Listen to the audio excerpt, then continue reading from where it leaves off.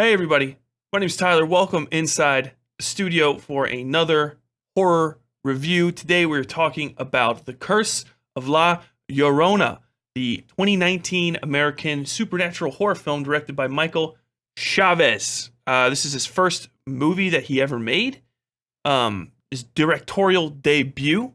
It is a horror film, straight up, and it's from the James Wan and the other folks there at the Conjuring universe, that production house. So it's got a lot of similar aesthetic feelings to it, and so we're just gonna hop right into it. The basic plot is that there is a woman, ghost, creature, demon thing called La Llorona, which is Spanish for crying woman, or the weeping woman, as they say in the thing. My fiance, who speaks Spanish, said it's more like the crying woman. I think the weeping woman sounds better.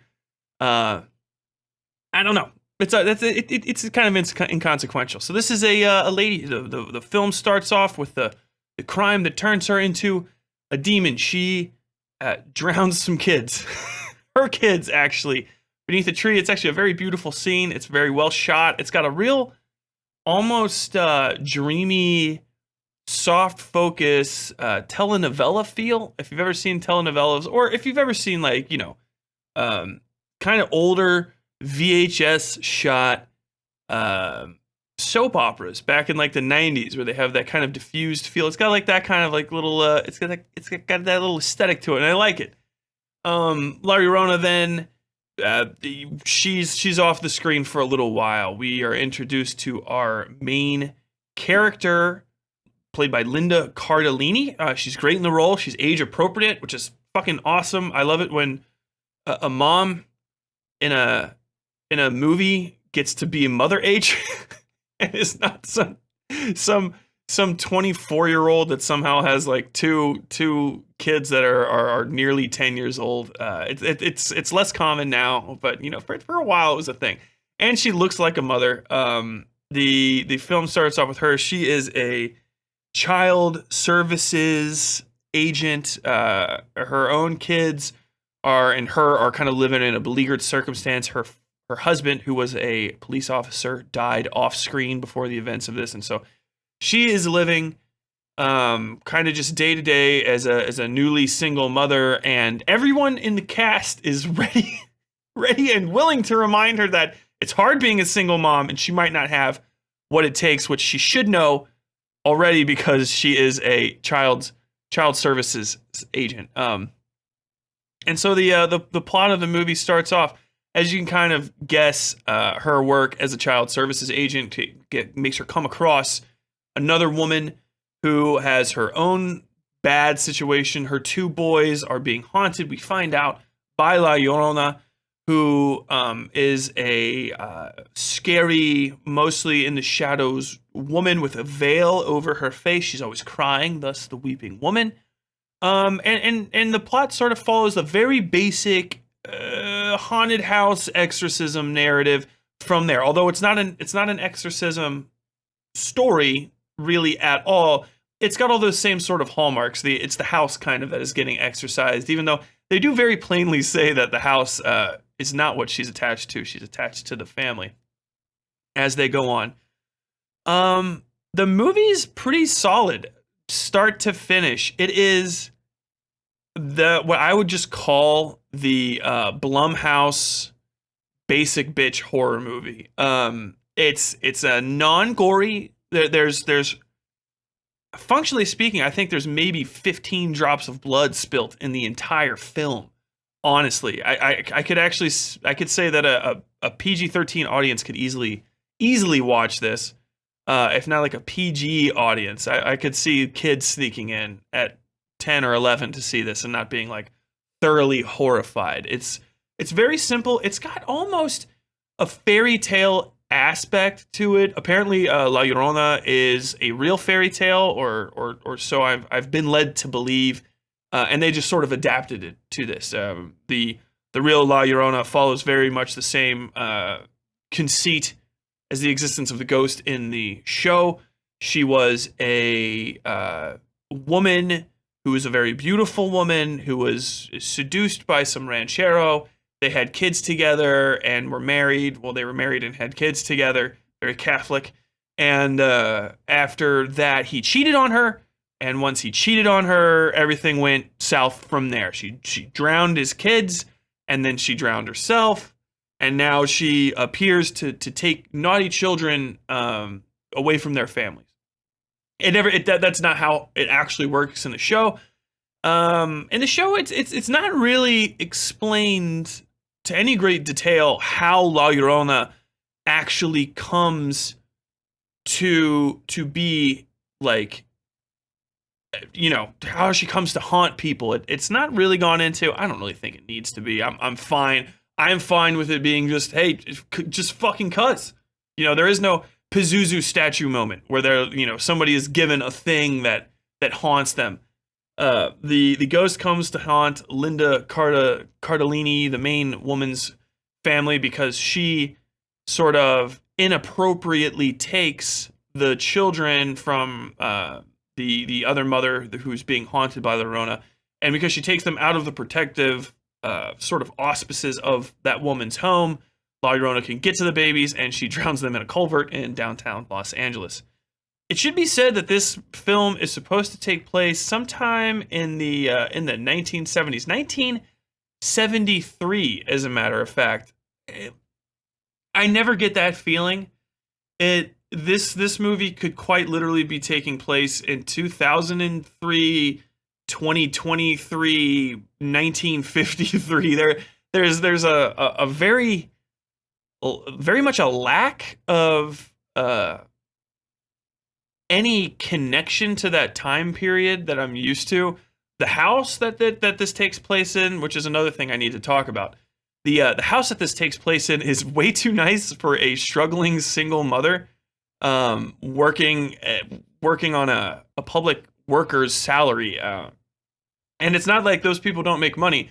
This is just an extraordinarily beautiful 4-story house or 3-story house with a full basement apparently, and it's got a huge backyard. It's got a full pool, which obviously the drowning stuff kind of takes, that's brought back up.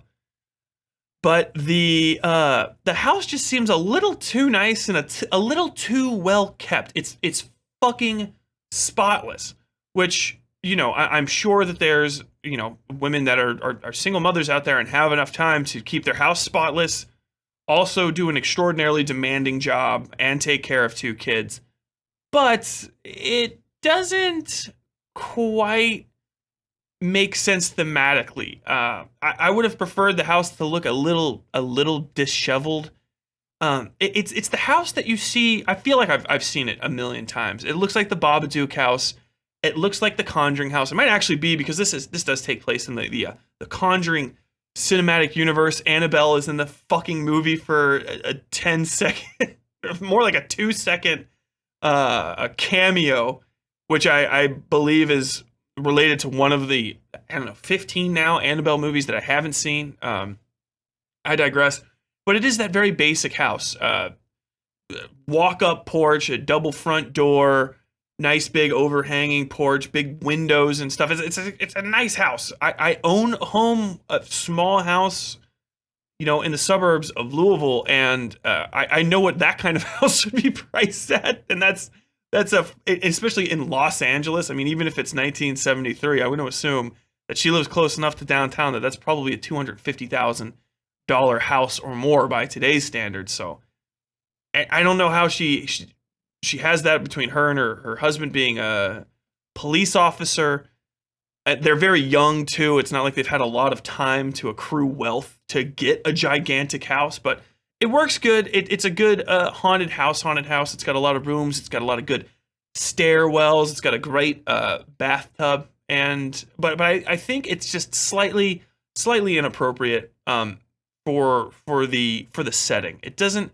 If it was just a little bit more of a banged up, story and a half type house, like the kind in the neighborhood that I live, it would make a little bit more sense, because we have those kind of folks that live in this neighborhood. Social service workers and police live all throughout here. It's a working class neighborhood. I digress. It looks like the house that you move into in a Stephen King movie. That's what it is. The established writer, main character moves into that house. That's the kind of home it is. But the only reason I really complain about it is because most of the story takes place inside the house. I think there's a full 15 minutes of the damn thing takes place in the fucking bathroom, which is extremely nice. It's one of the nicest bathrooms ever. It's got a big swoop-ended clawfoot tub. It's gorgeous. It's a gorgeous house. But maybe just a little too nice. Too much talking about the home. My favorite thing about this movie is that there's, functionally speaking, like no white dudes. There are no white guys at all. There's one white person, I think, ever on screen. He doesn't have any speaking lines, and he's a taxi driver, which I'm cool with. I have seen this movie with the fucking same white bread cast 15 times. I mean, James Wan himself already made this movie 4, 5, 6 times, I think. You know, with the same sort of cast, and he's always got that one guy who's the dad, but I digress.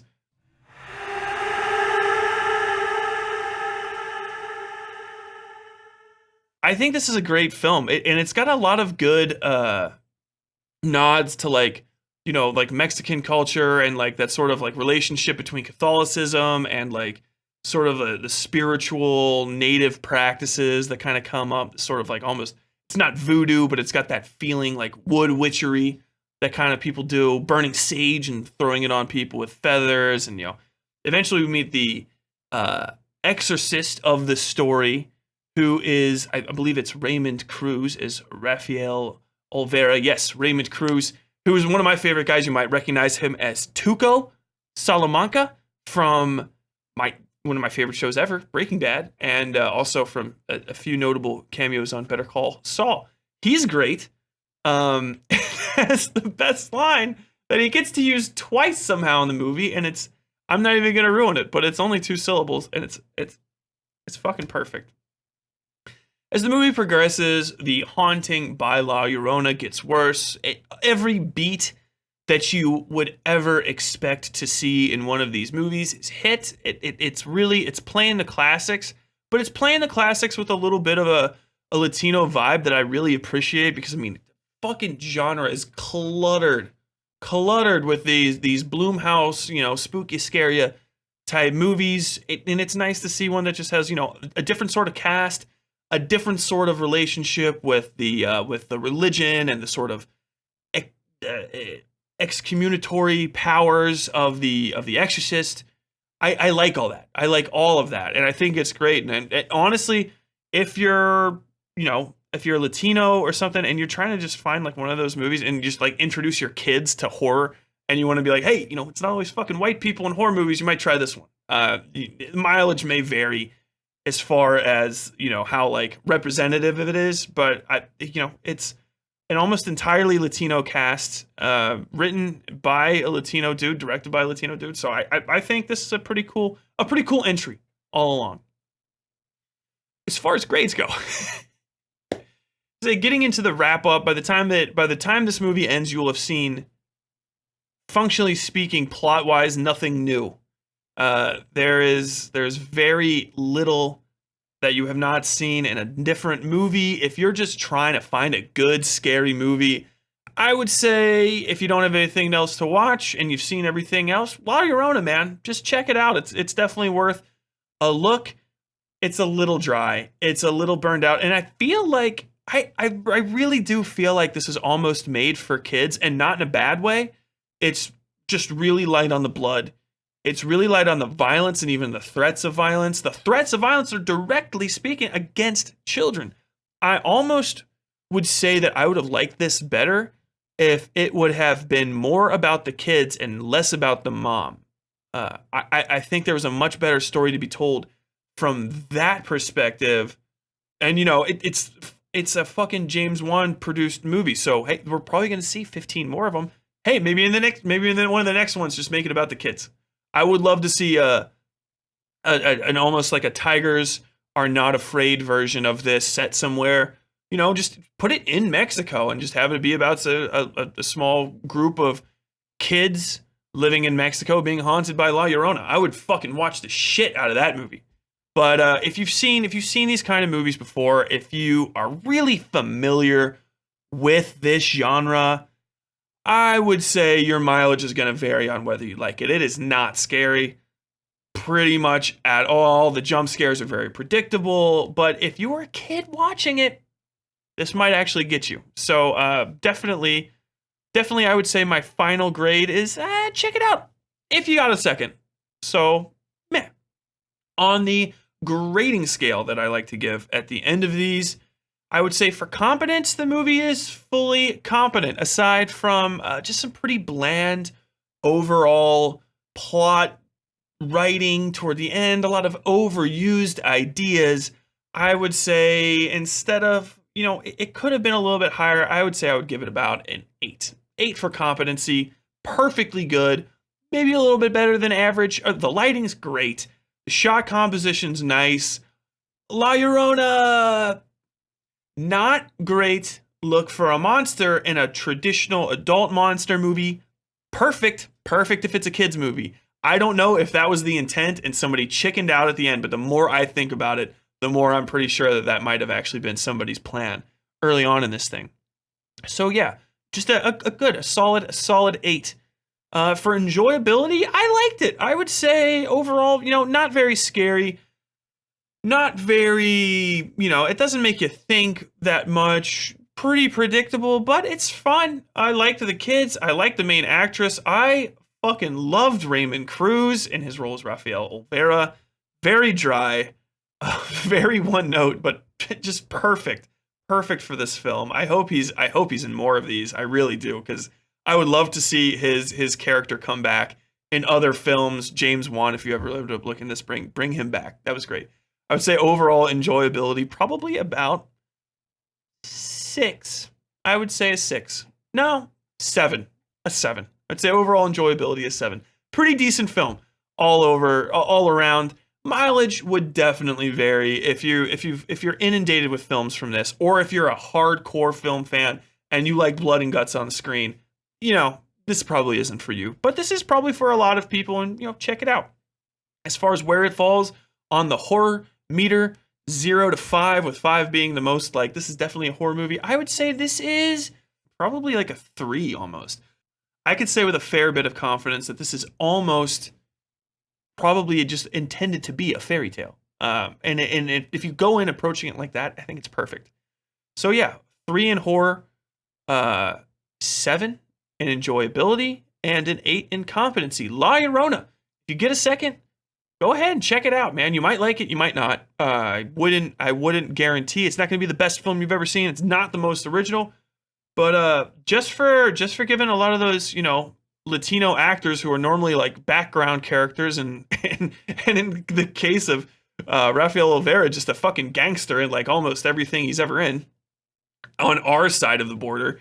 Definitely check it out. Like let those folks get into the horror genre, because they deserve it. Yeah, awesome. Well, that's the end of the review. If you like it, if you hate it, let me know in the comments. Do you agree? Have you seen La Llorona? La Llorona? Did you like it? I liked it, kind of. Tell me how much you hated it, if you hated it. Disagree with me. Am I wrong about everything? I don't know. Tell me in the comments. Write me on Twitter at WS Fairytales. If you think I don't know what the fuck I'm talking about and I'm talking out of my ass, and hey, Tyler, could you ever make anything? Hey, check out the podcast, Westside Fairytales, new horror and dark fiction episodes on the first Friday of every single month. And except for the 2 that I take off in the summer. And until next time, as always, stay safe out there.